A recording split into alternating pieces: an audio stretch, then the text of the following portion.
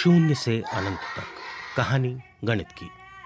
मानवता और गणित दोनों का विकास बिल्कुल साथ साथ हुआ और दोनों एक दूसरे में ऐसे गुथ गए हैं कि आप उन्हें अलग नहीं कर सकते। लेकिन जब भी मानव के विकास की कहानी सुनाई जाती है, गणित की कहानी छूट जाती है। आज उसी गणित की कहानी जिसकी पीठ पर दुनिया का सारा विज्ञान टिका है। विज्ञान ही नहीं, कलाएं भी इसी गणित पर टिकी हैं। ये जो आप सुन रहे हैं, ये है 16 बीट्स यानी मात्राओं वाला 3 ताल। एक ज्यादा या एक कम, ये संगीत से शोर में बदल जाएगा। महान यूनानी गणितज्ञ पाइथागोरस ने संगीत और गणित का रिश्ता ईसा मसीह की पैदाइश से कई सौ साल पहले खोज लिया था। स्थापत्य कला, चित्रकला, मूर्तिकला सब गणित के नियमों से चलते हैं। आकार और अनुपात को समझे बिना किसी तरह की कोई रचना संभव ही नहीं।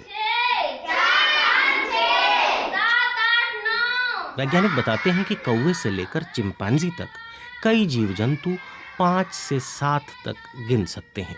इंसान ने पहले कहां और कब गिनना शुरू किया, ये कोई नहीं जानता। लेकिन सबसे पहले लिखने और अंकों को अंकित करने के प्रमाण आज के इराक, जिसे तब बेबीलोनिया कहा जाता था, वहां और मिस्र में मिलते हैं, जहां लोग अंकों को मिट्टी की पट्टी या भोजपत्र जैसे पत्तों पर लिखते थे।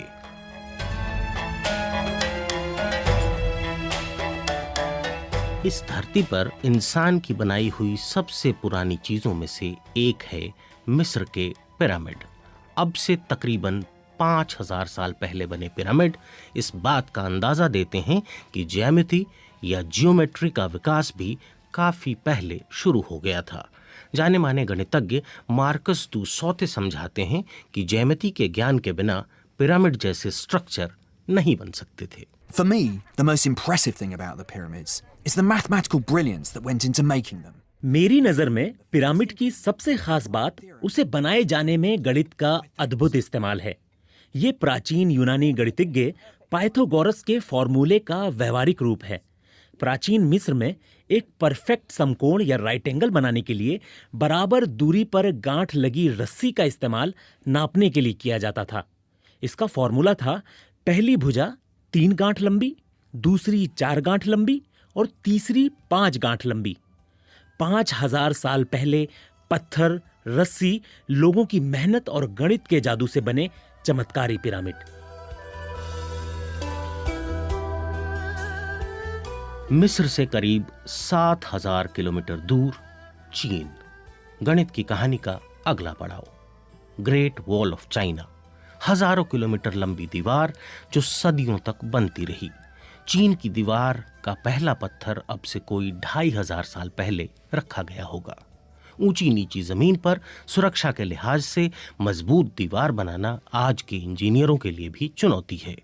चीनियों के इस कमाल के पीछे भी गणित ही है। गणितज्ञ मार्कस दू saute. The ancient Chinese realized they had to make calculations about distances, angles of elevation, and amounts of material. दीवार बनाने के लिए उतार चढ़ाव का एंगल, दूरी और उसमें लगने वाले सामान की मात्रा, इन सब का हिसाब लगाया जाना जरूरी था। इंसान शुरुआत से गिनती के लिए अपनी उंगलियों का इस्तेमाल करता रहा है। चीनियों का गणित बांस के टुकड़ों के सहारे चलता था। मिस्री, यूनानी या बेबीलोन वालों के मुकाबले एक होशियारी चीनियों ने की, वो था कॉलम बनाना। इकाई, दहाई, सैकड़ा, हजार, 10,000, लाख, इस तरह बहुत बड़ी संख्याएं आसानी से जोड़ी घटाई जाने लगीं। इसे डेसिमल प्लेस वैल्यू सिस्टम कहते हैं। आज भी हम इसका इस्तेमाल कर रहे हैं। चीन की दीवार और मिस्र के पिरामिड तो बन गए, मगर गणित अब भी अधूरा था। चीनी जोड़ने घटाने के लिए प्लेस वैल्यू सिस्टम का इस्तेमाल तो कर रहे थे, लेकिन जब बड़े अंक लिखने होते थे तो उसके लिए उन्हें चित्रों का सहारा लेना पड़ता था।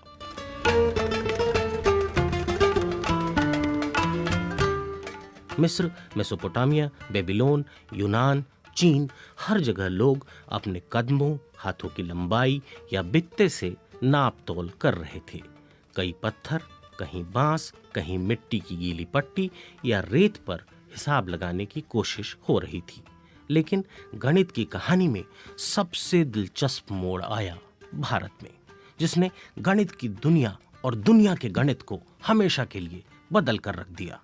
1 से 9 तक के अंकों का इस्तेमाल चीनी बेबीलोन वाले भी करते थे, लेकिन भारत के लोगों ने इन नंबरों को लिखना आसान बनाया। मगर कहानी का ट्विस्ट ये नहीं था। इंसान के हाथों में 10 उंगलियां थी। वह 10 और दहाई को भी समझता था, सैकड़े को भी, लेकिन उसे लिखा पहली बार भारत ने, उसे एक अंक के तौर पर भारत ने देखा। मार्कस दुसौते बताते हैं, The Indians transformed zero from a mere placeholder. Bharat ने शून्य को पूरा नया रूप दे दिया। ये पहले सिर्फ प्लेस होल्डर के तौर पर था। मिस्र और बेबीलोन वाले शून्य की जगह खाली छोड़ देते थे, लेकिन भारत ने उसे 10वें अंक का दर्जा दिया, 0 से लेकर 9 तक, यानी 10 अंक। इसके बाद तो दुनिया ही बदल गई। बड़े से बड़े अंक को लिखना, उन्हें जोड़ना घटाना अचानक बहुत आसान हो गया और गणित के पहिए को मानो इंजन मिल गया।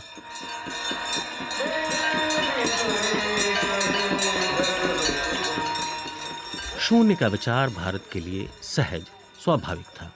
उसकी जड़ें हिंदू दर्शन में पहले से मौजूद थीं। मार्कस कहते हैं, In the religions of India, the universe was born out of nothingness, and nothingness is the ultimate Bharat goal. में धार्मिक मान्यता रही है कि सृष्टि की उत्पत्ति शून्य से हुई है और अंत में सब कुछ शून्य में ही विलीन हो जाता है। जब जीरो को एक संख्या के तौर पर स्वीकार किया गया तो उसके लिए नाम पहले से हिंदू दर्शन में मौजूद था, शून्य, यानी कुछ भी नहीं। 7वीं सदी के मशहूर दार्शनिक गणितज्ञ ब्रह्मगुप्त ने शून्य के साथ गणना करने का जो तरीका दिया वो आज भी चलन में है और पूरी दुनिया में स्कूलों में पढ़ाया जाता है। वो ये कि 1 में शून्य जोड़ने पर 1 ही रहेगा, 1 में से शून्य घटाने पर भी 1 ही रहेगा, शून्य से गुना करने पर 0 ही रहेगा।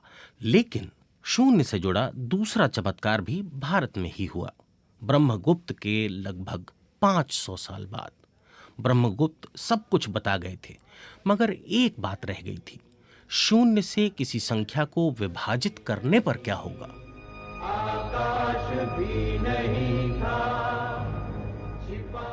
इस सवाल का उत्तर दिया 12वीं सदी के एक गणितज्ञ भास्कर ने।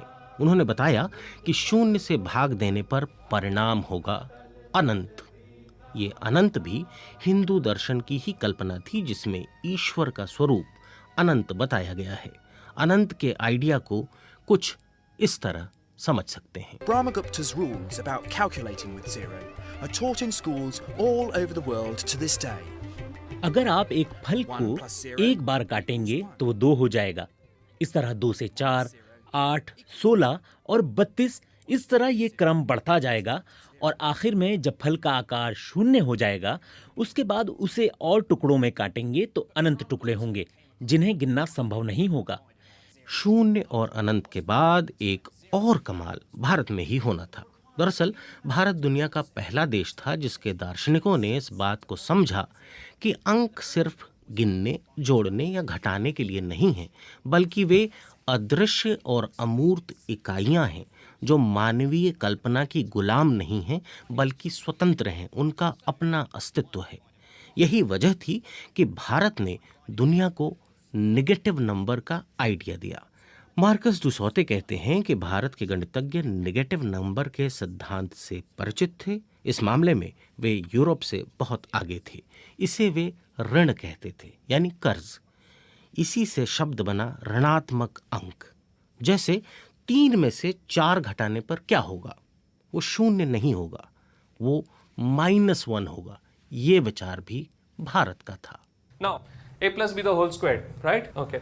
So if I have a line, all right, yes, and I have an arbitrary point over here. समीकरणों यानी इक्वेशन का इस्तेमाल यूनानी, मिस्री, बेबीलोन वाले और चीनी भी कर रहे थे और अपने अपने तरीके से कर रहे थे। अंक गणित, ज्यामिति और समीकरण, ये सब आपको अब जटिल लग रहे होंगे। ठहरिए, एक और ज़रूरी चीज़ जो इन सब से जटिल है उसका नाम है त्रिकोणमिति यानी ट्रिग्नोमेट्री। सुनिए मार्कस क्या कहते हैं उसके The बारे में। Indian astronomers could use trigonometry to work out the relative महीने में distance 2 between the bar Earth and जब चांद आधा होता है तो वो सूरज के ठीक सामने यानी सीधी रेखा में होता है। उस दिन धरती, सूरज और चांद के बीच एक परफेक्ट राइट एंगल यानी समकोण बनता है। वे नाप सकते थे कि धरती और सूरज के बीच बनने वाला कोण 1 डिग्री का 7वां हिस्सा है।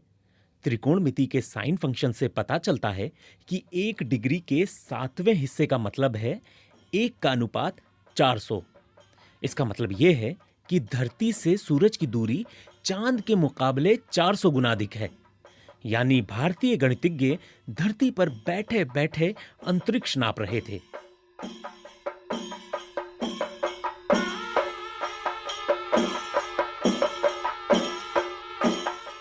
एक भारतीय गणितज्ञ ऐसा है जिसका जिक्र किए बिना ये कहानी पूरी नहीं हो सकती। उनका नाम था माधव। माधव ने यह साबित किया कि किसी भी संख्या को अनंत टुकड़ों में तोड़ा जा सकता है या किसी संख्या में अनंत टुकड़े जोड़े जा सकते हैं। यानी गौर से सुनिए, 0 और 1 के बीच भी एक अनंत छिपा है, ये बताया माधव ने। गणित जिनका विषय नहीं है और इन जटिल विचारों से ऊब रहे हैं, उनके लिए एक जरूरी जानकारी। गणित के सबसे जटिल सवाल पाई का मान क्या है, इसका भी जवाब दिया भारत ने। Marcus. The mathematician Arabayata gave a very accurate approximation. 6ठी सदी के भारतीय वैज्ञानिक आर्यभट्ट ने बताया कि पाई का मान 3.1416 है। इसके आधार पर उन्होंने धरती की परिधि को नाप दिया। उन्होंने बताया कि धरती का घेरा 24,835 मील है, जो लगभग सही है, लेकिन पूरी तरह सही नहीं है। इसका पूरी तरह सही उत्तर दिया 15वीं सदी में माधव ने। माधव ने इसके लिए अनंत का सहारा लिया। पाई के बिना इंजीनियरों का काम नहीं चल सकता। पाई दरअसल किसी भी वृत्त के व्यास और परिधि का अनुपात है। जहां कहीं मोड़ या घुमाव आता है, उसे समझने के लिए पाई की जरूरत पड़ती है। अब देखिए, बीज गणित की तो बात ही नहीं हुई इतनी देर में, जो अरबों की देन है, अल जबरा। क्या करें, समय ही नहीं मिला। समय भी गणित है। ये बेबीलोन के लोग थे जिन्होंने 1 घंटे को 60 मिनट में, 1 मिनट को 60 सेकंड में बांटा। समय की कहानी फिर कभी समय मिलने पर।